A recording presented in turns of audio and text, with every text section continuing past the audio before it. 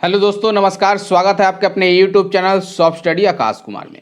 आज हम सब यहाँ इकोनॉमिक्स क्लास 12 के सबसे महत्वपूर्ण टॉपिक में से एक अर्थव्यवस्था एवं उसकी केंद्रीय समस्याओं से बनने वाले जितने भी ऑब्जेक्टिव प्रश्न हैं वो आपके सामने लेकर आया हूँ। तो काफ़ी महत्वपूर्ण होने वाले हैं ये वीडियो, याद रखिएगा। और किसी भी बोर्ड के लिए ये एनसीईआरटी पैटर्न पे है और किसी भी बोर्ड के लिए काफ़ी महत्वपूर्ण होने वाले हैं। तो वीडियो को पूरा देखिएगा और दोस्तों में इसे कमेंट कीजिएगा, दोस्तों में इसे शेयर कीजिएगा और कमेंट करना ना भूलिएगा। याद रखिएगा, कमेंट करने से हमें भी क्या होती है कि पता चलती है कि बच्चे कितने वीडियो को लाइक कर रहे हैं, कितने वीडियो को पसंद कर रहे हैं और उनके जो डाउट है वो सारे यहाँ पे क्लियर होने वाले हैं। शुरू करता हूँ। पहला प्रश्न है, अर्थव्यवस्था क्या है। बताया गया है, अगर आपने हमारा सब्जेक्टिव वीडियो नहीं देखा गया है तो उसमें जाकर के आप देखिएगा, अर्थव्यवस्था क्या है इसकी पूरी जानकारी दी गई है। तो क्या सही जवाब हो जाएगा? व्यवहारिक अध्ययन। हम लोग यहाँ क्या पढ़ेंगे? व्यवहारिक अध्ययन यानी प्रैक्टिकली स्टडी हम लोग यहाँ पे पढ़ेंगे। तो याद रखिएगा कि व्यवहारिक अध्ययन को ही हम लोग क्या बोलते हैं? अर्थव्यवस्था करते हैं। व्यवहारिक अध्ययन का मतलब क्या होता है दोस्तों? तो ये पढ़िएगा आप जाकर के, सब्जेक्टिव में बताया गया है कि व्यवहारिक अध्ययन क्या होता है। नेक्स्ट है अर्थशास्त्र क्या है। नेक्स्ट प्रश्न है, अर्थशास्त्र क्या है। क्या होगा सही जवाब? तो इसका जो सही जवाब हो जाएगा ऑप्शन नंबर ए, सैद्धांतिक अध्ययन यानी थियोरेटिकली स्टडी को ही हम लोग बोलते हैं सैद्धांतिक अध्ययन, यानी अर्थशास्त्र क्या है? सैद्धांतिक अध्ययन है। नेक्स्ट है, अर्थव्यवस्था के कितने प्रकार होते हैं? वीवीआई प्रश्न बच्चों याद रखिएगा, जितने भी बोर्ड के बच्चे हैं, जितने भी 12th के बच्चे हैं, वो उनके लिए काफ़ी ये महत्वपूर्ण वीडियो होने वाला है। तो याद रखिए, अपने दोस्तों में ज़्यादा जितने भी बच्चे हैं या उनके जितने भी दोस्त हैं वो अपने दोस्तों को शेयर करेंगे। ये 12th क्लास के लिए काफ़ी और सारे बुक करवाए जाएंगे। याद रखो, आपको कहीं जाने की जरूरत नहीं होगी। इकोनॉमिक्स के लिए सारी चीज़ यहाँ पे टॉपिक बाय टॉपिक और चैप्टर वाइज चैप्टर करवाया जाएगा। तो क्या है अर्थव्यवस्था कितने प्रकार? कमेंट बॉक्स है नीचे, कमेंट बॉक्स में जाकर जवाब दीजिए, क्योंकि हमने सब्जेक्टिव में इसके बारे में बताया है कि कितने प्रकार के होते हैं।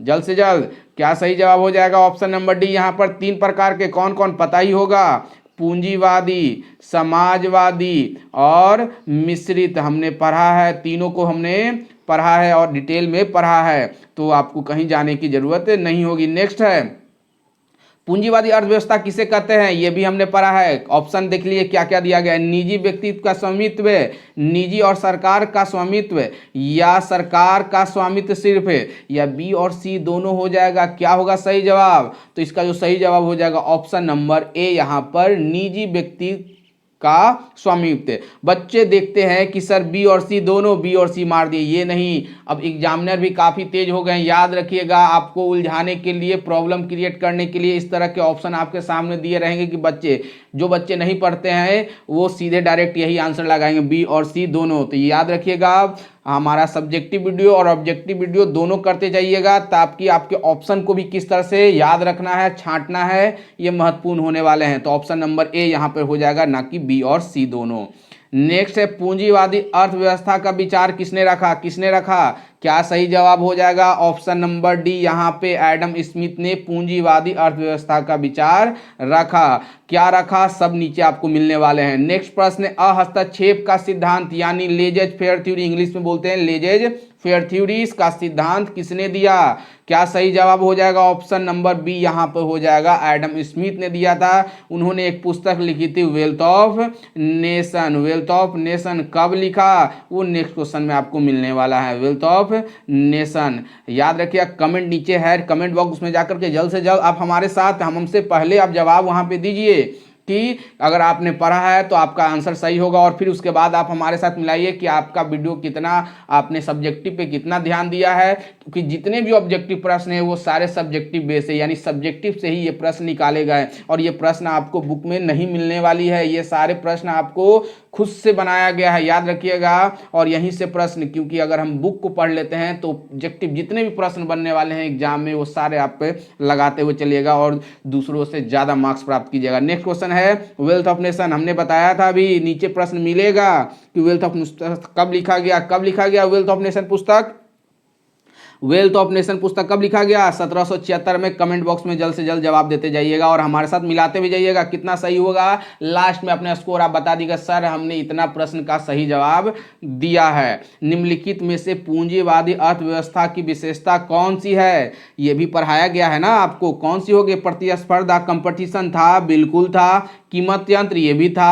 आर्थिक स्वतंत्रता, ये भी थी। तो क्या सही जवाब हो जाएगा? ऑप्शन नंबर डी, यहां पर इनमें से सभी हो जाएगा। नेक्स्ट है, बाजार अर्थव्यवस्था किसे कहा जाता है? बताया गया है। और ये प्रश्न तो पूछे गए हैं, ये प्रश्न पूछे गए हैं और थोड़ा सा घुमा के प्रश्न पूछे जाते हैं। बाजार अर्थव्यवस्था किसे कहा जाता है? बाजार यंत्र किसे कहा जाता है? कीमत यंत्र किसे कहा जाता है? तो क्या सही जवाब हो जाएगा? बाजार अर्थव्यवस्था किसे कहा गया है?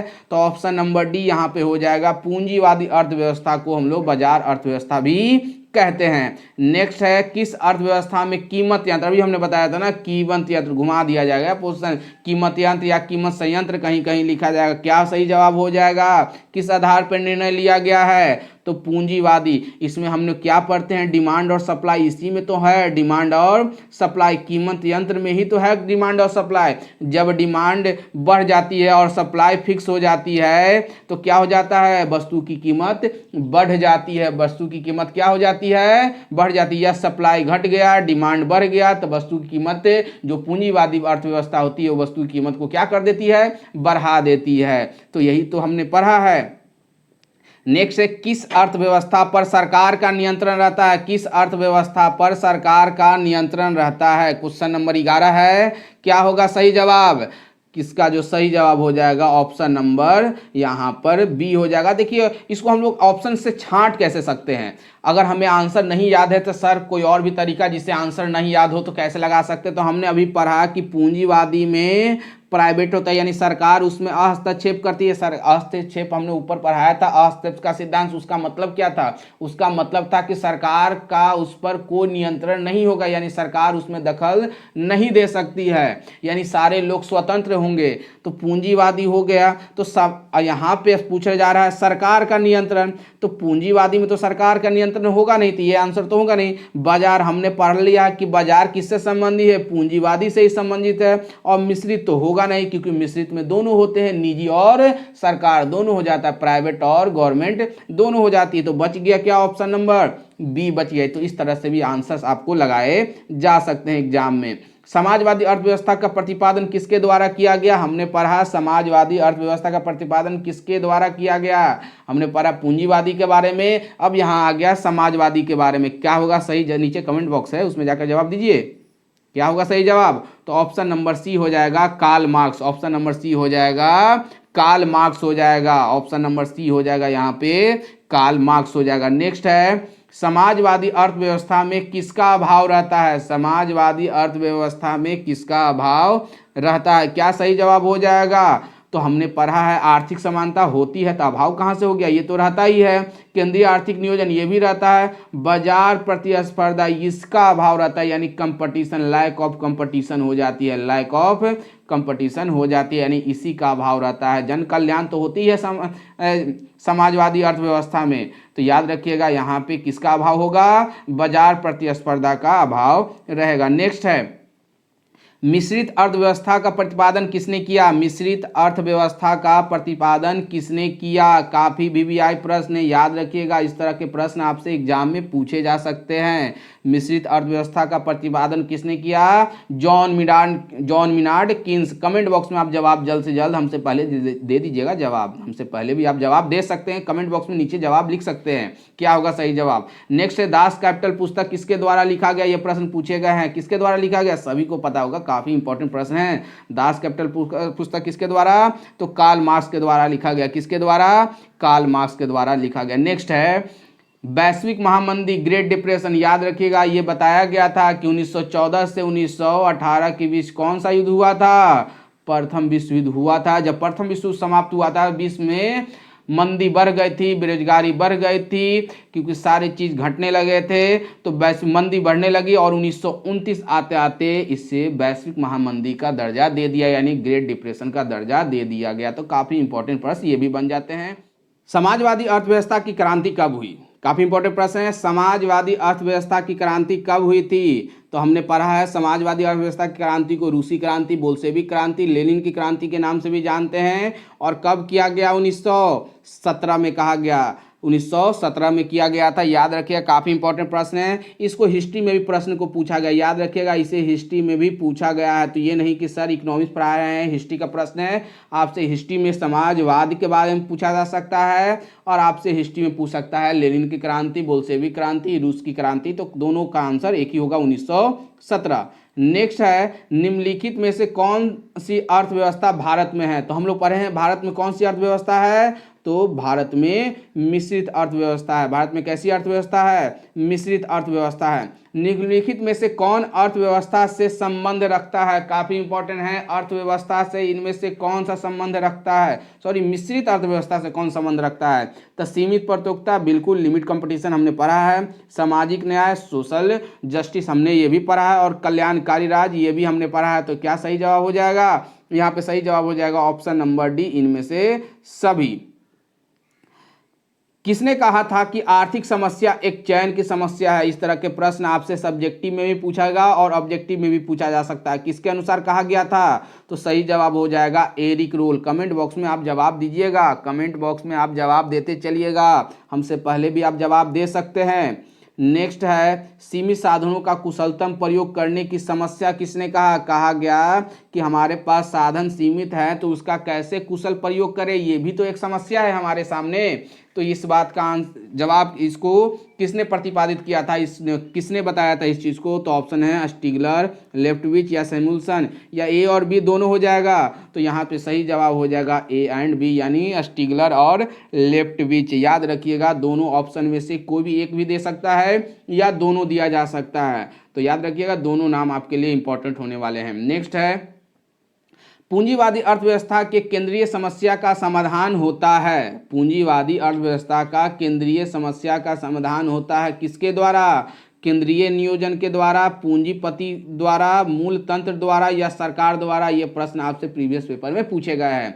तो क्या सभी जवाब हो जाएगा? तो पूंजीपति यानी प्राइवेट, तो किसका अधिकार होता है? पूंजीपतियों का अधिकार होता है।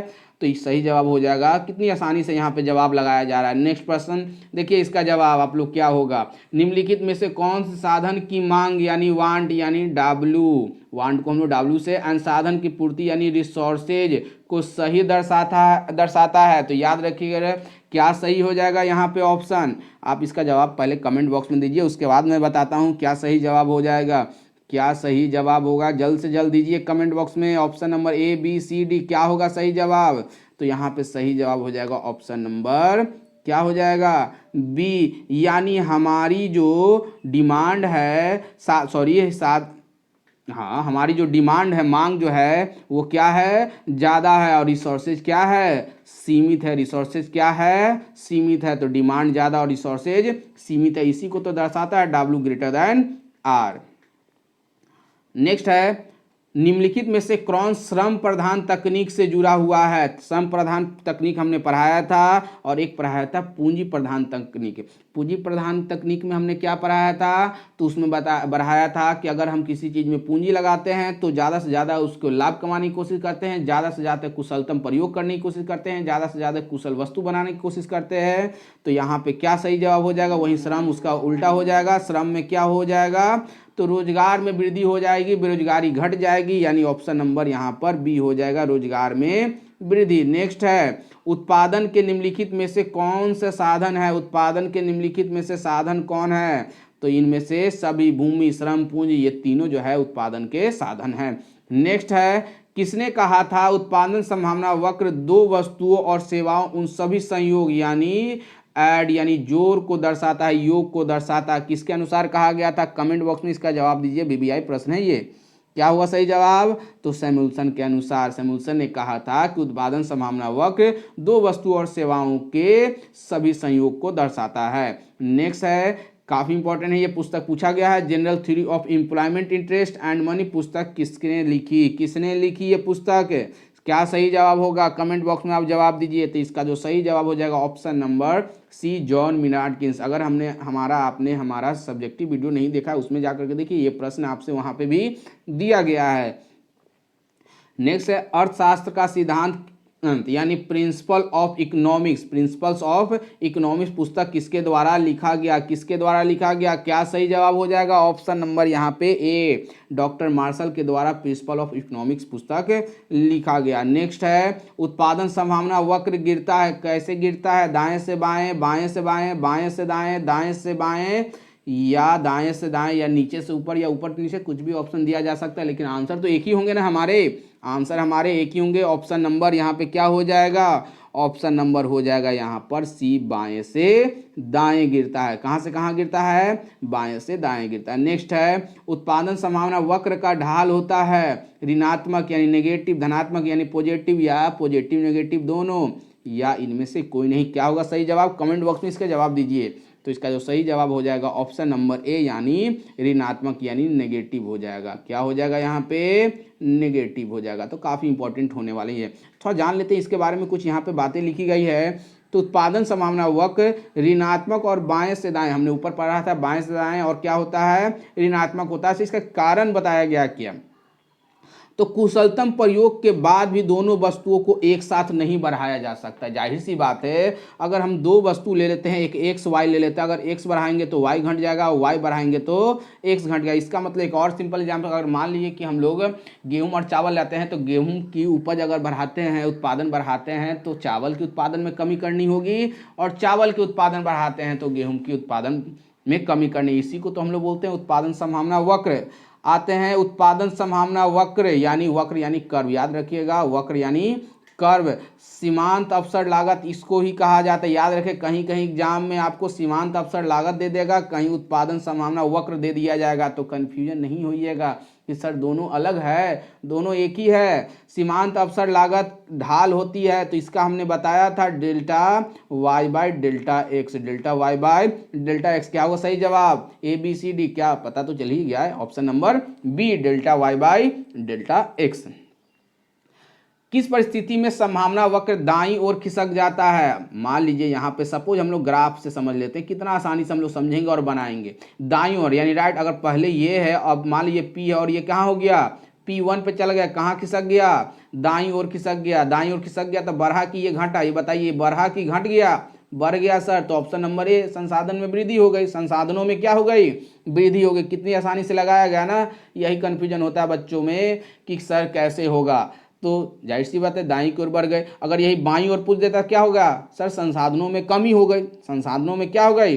कमी हो गई। नेक्स्ट है उत्पादन संभावना वक्र के बाहर स्थित कोई भी बिंदु को दर्शाया जाता है। कोई भी बिंदु को दर्शाया कब जाता है? अच्छा, दर्शाया जाता है, सपोज दर्शाया गया यहाँ पर, अगर ये है और यहाँ पे दर्शा दिया गया, तो क्या इसका मतलब होगा? तो यहाँ पे हो जाएगा ऑप्शन नंबर बी, यानी उत्पादन का अपर्याप्त उपयोग, यानी ये प्राप्त नहीं किया जा सकता है। नेक्स्ट है उस वक्र का नाम बताइए जो आर्थिक समस्याओं को दर्शाता है। आर्थिक समस्याओं को कौन दर्शाता है? तो क्या सही जवाब हो जाएगा? ऑप्शन नंबर यहाँ पे क्या सही जवाब हो जाएगा बच्चों? क्या सही जवाब होगा? ऑप्शन नंबर सी, उत्पादन संभावना वक्र जो है आर्थिक समस्याओं को दर्शाता है। उदासीन वक्र नहीं, मांग वक्र नहीं, उत्पादन वक्र नहीं, उत्पादन संभावना वक्र बताता है। नेक्स्ट है सीमांत लागत बराबर होता है। सीमांत लागत बराबर क्या होता है? हमने वहाँ पढ़ा था सीमांत लागत कैसे निकालते हैं, और वहाँ पे हमने पढ़ा था निकालने का तरीका, फार्मूला बोला था खुद बना सकते हैं, और वही यहाँ पे पूछ दिया गया। क्या होगा? तो ऑप्शन नंबर डी होगा, कुल लागत माइनस निश्चित लागत, यानी कुल लागत में से निश्चित लागत को घटा देंगे तो हम लोग क्या निकल जाएगा? सीमांत। अगर ये चीज़ नहीं समझ में आ रही है तो आप हमारे जाकर पहला वीडियो देखिए, वहाँ पर इस चीज़ के बारे में अच्छी तरह समझाया गया है, काफ़ी इंपॉर्टेंट होने वाले हैं। नेक्स्ट है और आज का लास्ट प्रश्न है बच्चों, निम्नलिखित में से कौन अर्थव्यवस्था की केंद्रीय समस्या है? इसके जवाब आप कमेंट बॉक्स में दीजिएगा, इसके जवाब आप कमेंट बॉक्स में दीजिएगा, और मैं देखूंगा कि कितने बच्चों ने इसकी सही जानकारी दी है। ऑप्शन है तकनीक का चयन, चयन की समस्या, वितरण की समस्या, या इनमें से सही, ये आप कमेंट बॉक्स में। तो बच्चों कमेंट करना ना भूलिएगा। वीडियो कैसा लगा हमें ज़रूर बताइएगा, और दोस्तों में ज़्यादा से ज़्यादा शेयर कीजिएगा। जितने भी 12th के बच्चे हैं उसके लिए काफ़ी इंपॉर्टेंट होने वाले हैं। इसी के साथ मैं आज का अपना वीडियो समाप्त करता हूँ। धन्यवाद।